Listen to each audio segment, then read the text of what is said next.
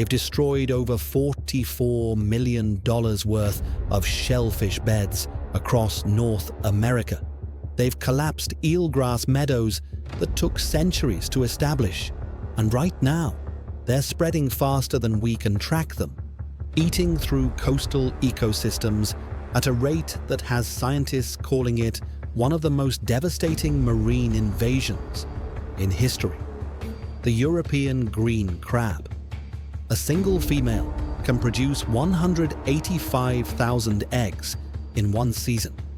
They've already conquered both coasts of the United States, and they're not stopping. But here's what makes this invasion different. We might actually be able to eat our way out of it.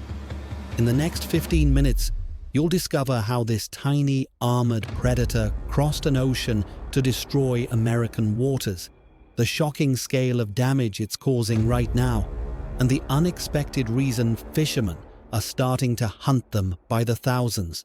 Stay with me, because the battle for our coastlines is already underway.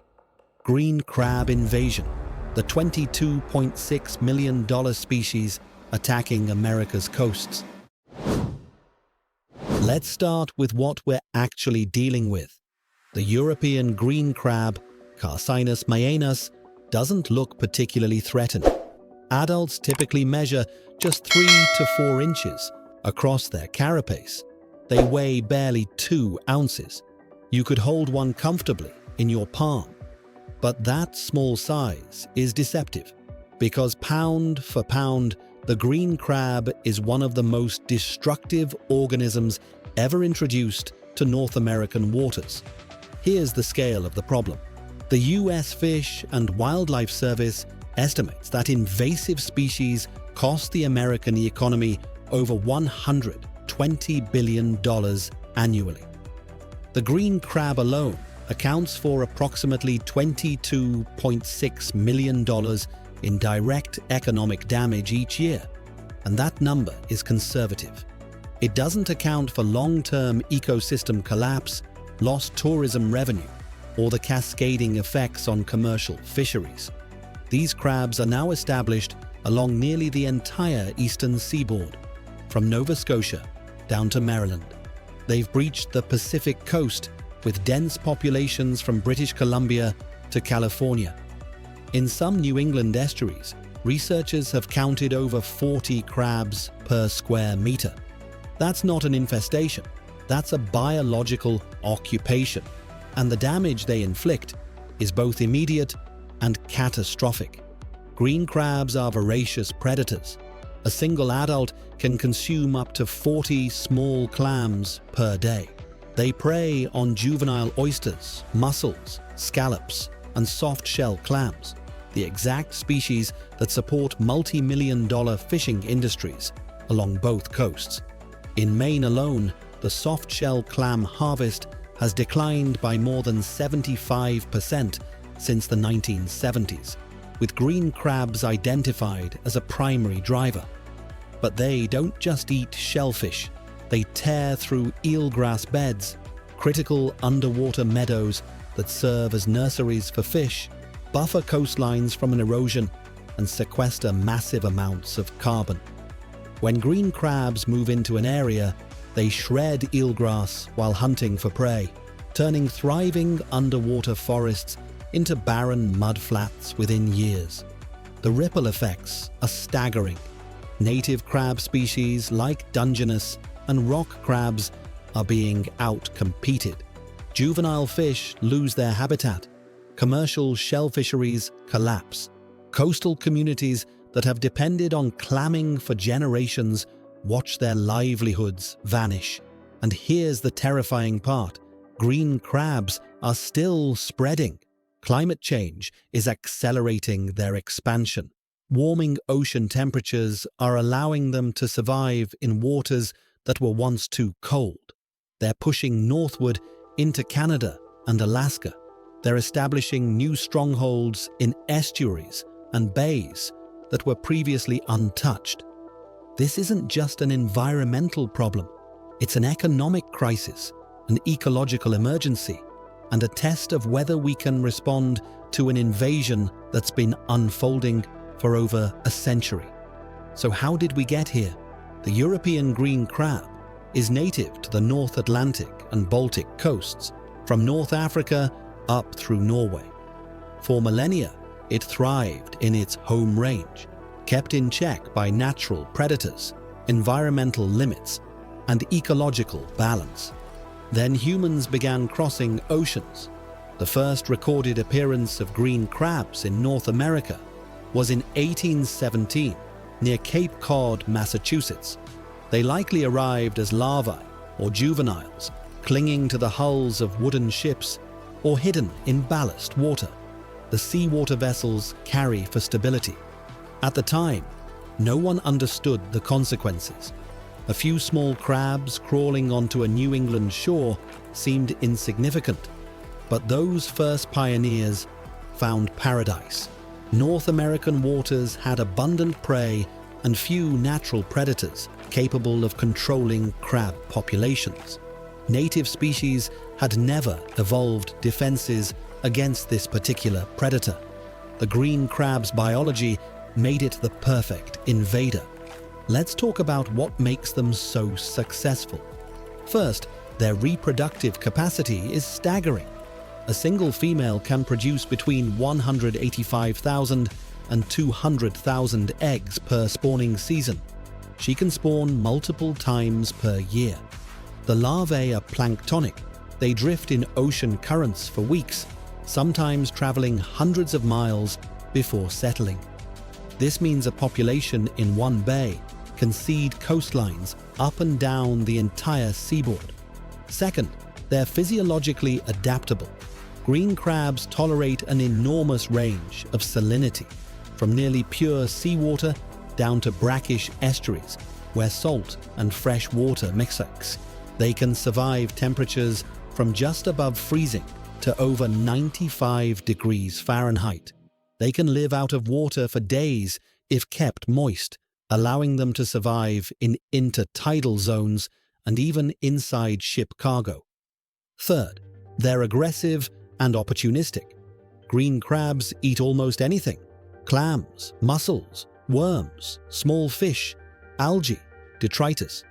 They'll scavenge dead matter or hunt live prey. They'll cannibalize smaller crabs if food is scarce.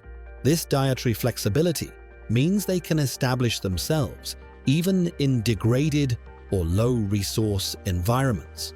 And fourth, they mature quickly. Green crabs reach reproductive age within 2 years. Compare that to native species like Dungeness crabs, which take 4 to 5 years to mature. This accelerated life cycle allows green crab populations to explode before ecosystems can respond. By the late 1800s, green crabs had spread throughout New England. By the 1950s, they'd reached the Canadian Maritimes. In 1989, they appeared in San Francisco Bay, likely transported in ballast water from the Atlantic. Within a decade, they'd colonized the entire Pacific coast from California to British Columbia. We didn't just transport them once. We've been doing it continuously for 2 centuries. And now they're here to stay. Eradication is virtually impossible. The question is no longer how to eliminate them.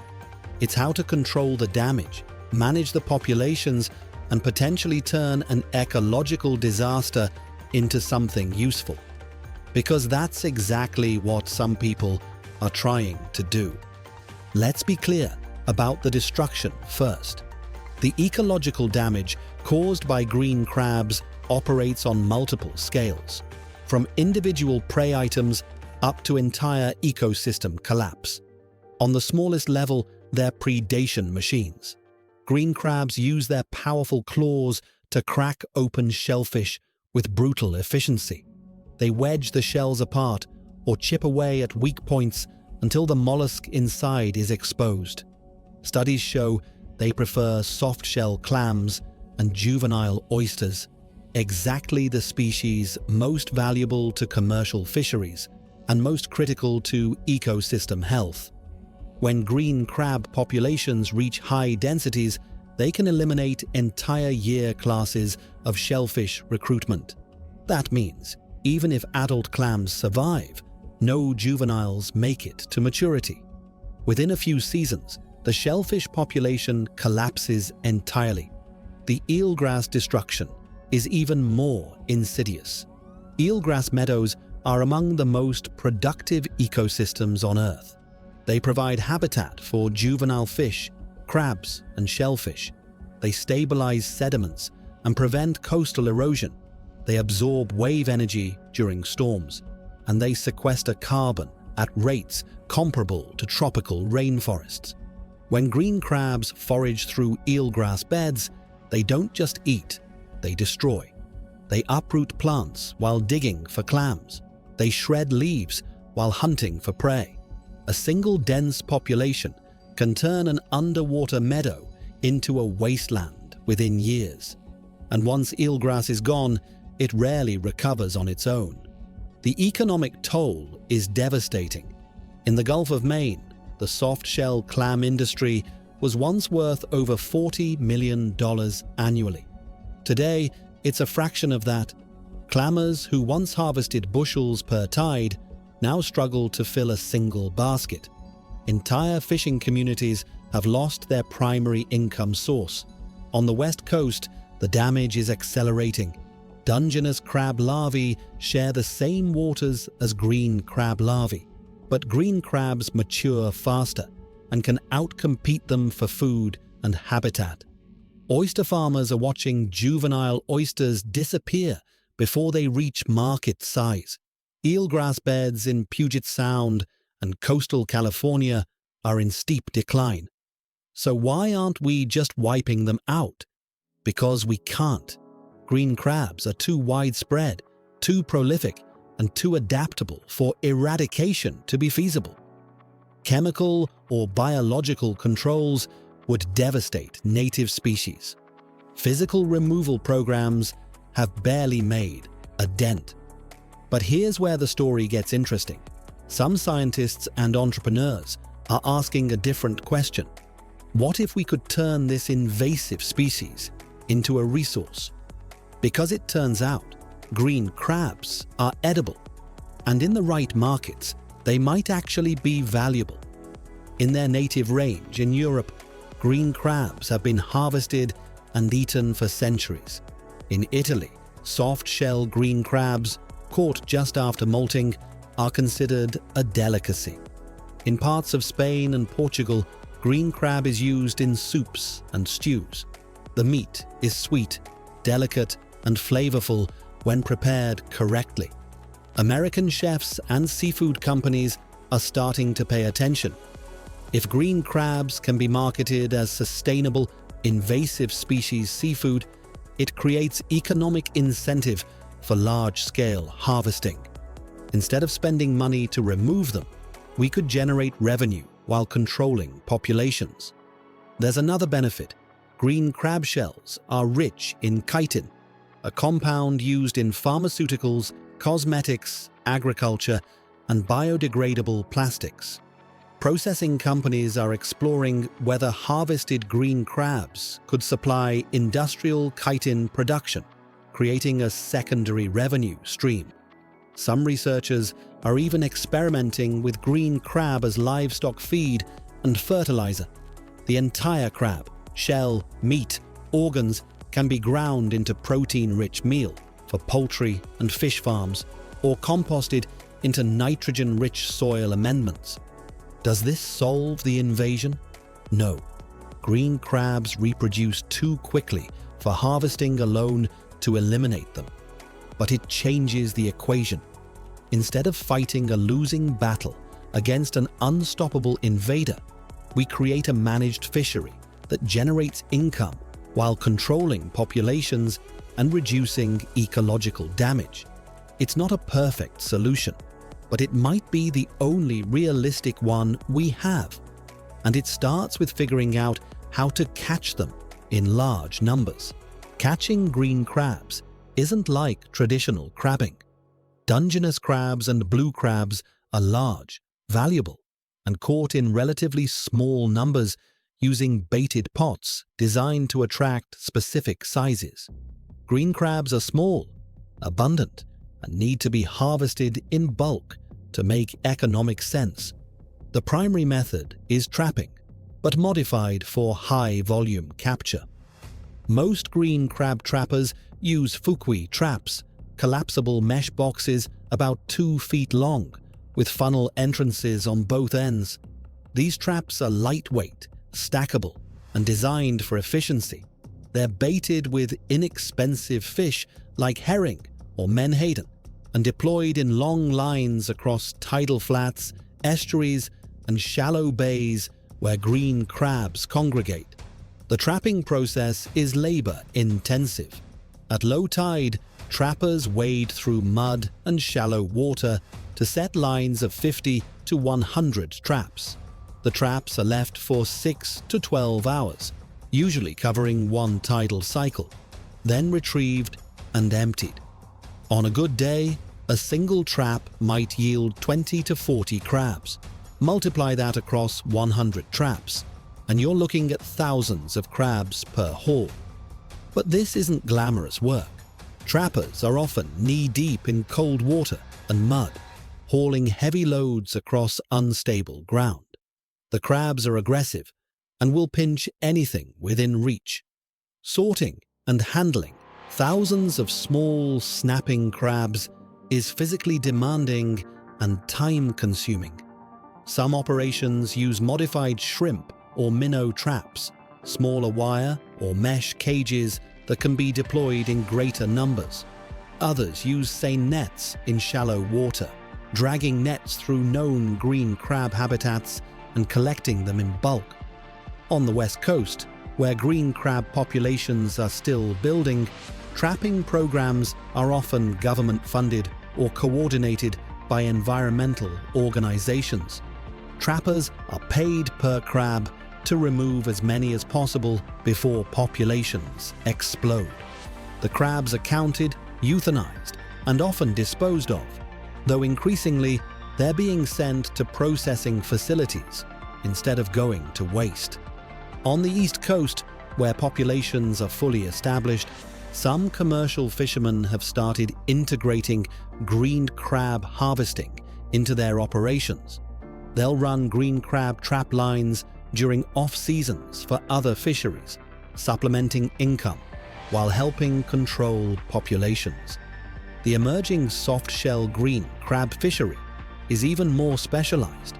Just like blue crabs, green crabs molt as they grow, shedding their hard shells and temporarily becoming soft and vulnerable. Soft-shell green crabs are prized by chefs because the entire crab can be eaten, no shell cracking required. But catching them requires precise timing and knowledge of molting cycles. Trappers targeting soft shells check their traps multiple times per day, looking for crabs that are about to molt or have just molted. The window is short, sometimes just hours, before the new shell begins to harden. Soft-shell crabs are kept alive in flow-through tanks and sold fresh to restaurants and seafood distributors. There's also experimental work with larger-scale industrial harvesting, trawls, dredges, and vacuum systems designed to remove green crabs from infested areas en masse. These methods are controversial because they can disturb habitat and catch non-target species, but in heavily invaded zones, they may be necessary. The reality is this: if green crab harvesting is going to become economically viable, it needs to be efficient, scalable, and profitable. That means moving beyond small-scale trapping and toward industrial processing systems that can handle millions of crabs annually. Which brings us to what happens after they're caught. Once green crabs are harvested, they're transported to processing facilities, usually in refrigerated trucks or bins packed with ice to keep them alive or freshly dead. At the facility, the first step is sorting. Crabs are graded by size, condition, and intended use. Live crabs destined for soft shell markets are separated immediately. Hard-shell crabs for meat extraction are grouped by size. Damaged or dead crabs might be diverted to chitin extraction or animal feed production.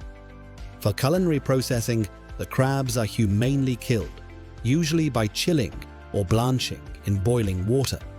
This both euthanizes the crabs and begins the cooking process, making the meat easier to extract. Next comes cleaning. The top shell, the carapace, is removed. The gills, digestive organs, and other non-edible parts are scraped out. What remains is the body cavity containing meat in the legs, claws, and body segments.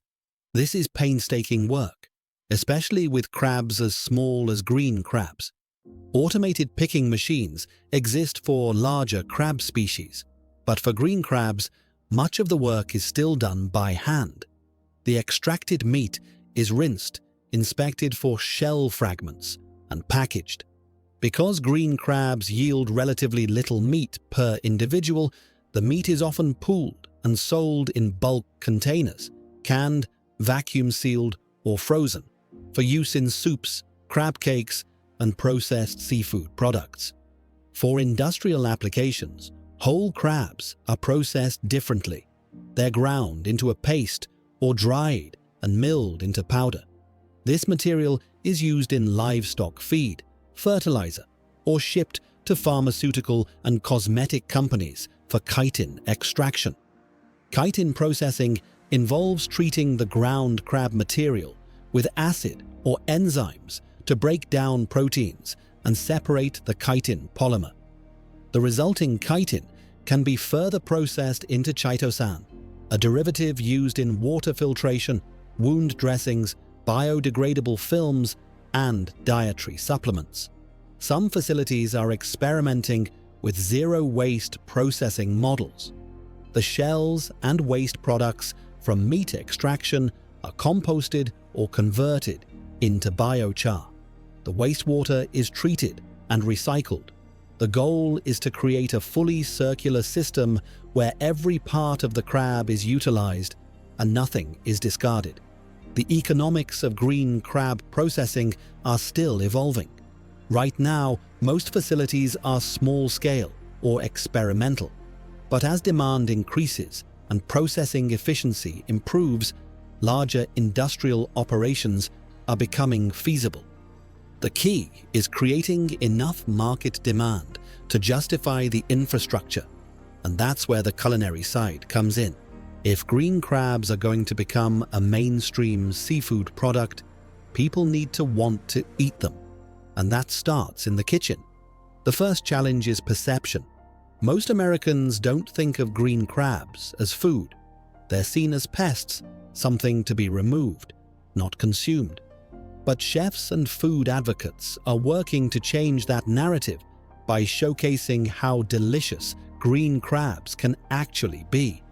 The most prized preparation is soft-shell green crab. Just like soft-shell blue crabs, the entire crab is edible once the shell is soft. The flavor is sweet, delicate, and slightly briny, comparable to other high-quality crab species. Soft shells are typically dredged in seasoned flour and pan-fried until crispy, then served whole with lemon, butter, or aioli. The texture is delicate and the taste is clean. None of the muddy or bitter notes that can plague crabs harvested from polluted waters. Hard-shell green crabs require more effort. The meat yield is low, so they're often used in dishes where a small amount of crab flavor can go a long way. In Mediterranean and Asian cuisines, whole green crabs are crushed or chopped and simmered into rich, flavorful broths. The shells release natural umami compounds, creating a deeply savory base for soups, stews, and sauces. In Italian cuisine, green crabs are traditionally used in pasta sauces. The crabs are sautéed with garlic, white wine, tomatoes, and chili flakes, then tossed with linguine or spaghetti. Diners crack the shells at the table, extracting the meat as they eat. It's messy, hands-on eating, but that's part of the experience. In Southeast Asian cooking, green crabs are fried whole and tossed with salt, pepper, and aromatics like garlic and ginger. The shells become crispy and edible, and the entire crab is eaten like a chip. The flavor is intense and addictive. Some chefs are pushing the boundaries even further. Green crab meat is being used in crab cakes, bisques, dumplings, and ceviche. Green crab stock is being sold to restaurants as a premium ingredient. One New England company is producing green crab miso, fermenting the crabs with soybeans to create a rich, savory paste. There's also a growing movement around invasive species cuisine, the idea that eating invasive species is both ethical and sustainable. When you eat a green crab, you're not depleting a threatened population. You're actively helping restore balance to damaged ecosystems. It's conservation through consumption. But for this to work at scale, green crabs need to become widely available and affordable. That means expanding the supply chain, educating consumers, and convincing grocery stores and restaurants to stock them. It means overcoming the stigma that they're trash crabs and positioning them as premium, eco-friendly seafood. Some states are already incentivizing green crab consumption. Seafood festivals feature green crab cooking demonstrations. Restaurants advertise invasive species menus. Social media campaigns encourage people to try them. The momentum is building. And if it continues, we might actually create a market-driven solution to one of the most destructive invasions in North American history. The European green crab is never going away. It's established, it's spreading, and it's causing catastrophic damage to ecosystems and economies along both coasts. But we're not helpless. By transforming this invasive species into a marketable resource through large-scale harvesting, industrial processing, and culinary innovation, we can control populations, reduce ecological harm, and turn an environmental disaster into economic opportunity. It's not a perfect solution, but it might be the most realistic one we have. The battle for our coastlines isn't over.